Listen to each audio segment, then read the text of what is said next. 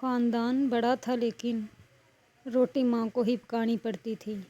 وہ بیچاری سارا دن گھر کا کام کرتی، شام ہوتی تو پورے خاندان کا کھانا بناتی۔ خاندان چولہے کے گرد جمع ہو جاتا، ماں توے سے تازہ روٹیاں اتارتی جاتی اور وہ کھاتے جاتے۔ ایک دن ماں کا دھیان بھٹک گیا اور روٹی توے پر جل پڑی۔ ماں نے وہ روٹی اتار کر اپنے لیے رکھ لی۔ خاوند دیکھ رہا تھا۔ اس نے فوراً کہا، "یہ روٹی مجھے دے دو۔" ماں نے گھبرا کر جواب دیا، "یہ جل گئی ہے، میں آپ کے لیے اور بنا رہی ہوں۔" خاوند نے مسکرا کر کہا، "یہ مجھے دے دو، مجھے جلی ہوئی روٹیاں پسند ہیں۔"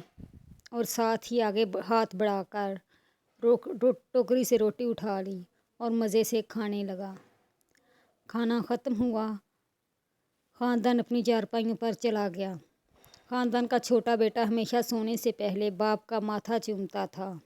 وہ ماتھا چومنے کے لیے باپ کی چارپائی پر گیا۔ اس نے سرگوشی میں باپ سے پوچھا، "کیا آپ کو واقعی جلی ہوئی روٹی پسند ہے؟"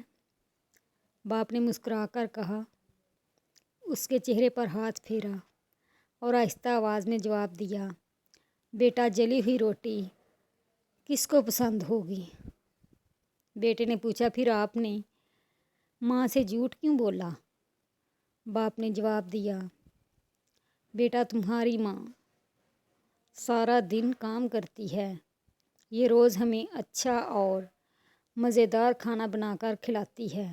میں نے زندگی میں اس کے ہاتھوں بنی ہوئی سینکڑوں روٹیاں کھائیں، اگر ایک دن جلی ہوئی روٹی کھا لی تو کون سا قیامت آ گئی۔" باپ پھر کہنے لگا، "یہ روٹی اگر میں نہ کھاتا تو تمہاری ماں کھاتی، یہ مجھے منظور نہیں تھا۔" یہ واقعہ بچپن کی سنہری یاد بن گیا۔ وہ زندگی میں جہاں بھی رہا، جس عہدے پر بھی پہنچا، اسے جو بھی پیش کیا گیا، اس نے چپ چاپ کھا لیا۔ اس نے کھانے میں کبھی نقص نہیں نکالا۔ وہ جب بھی کھانے کی میز پر بیٹھا، اس کے سامنے کھانا رکھا جاتا تو اسے اپنے ماں باپ ضرور یاد آتے اور وہ اپنے والد کے الفاظ ضرور دہراتا۔ یہ کون تھا؟ یہ بھارت کے مرحوم صدر عبدالکلام تھے۔ ان کی عمر 84 سال تھی۔ یہ بھارت کے ان چند لوگوں میں شامل ہیں جن کے انتقال پر ملک بھر میں 7 روزہ سوگ کا اعلان ہوا۔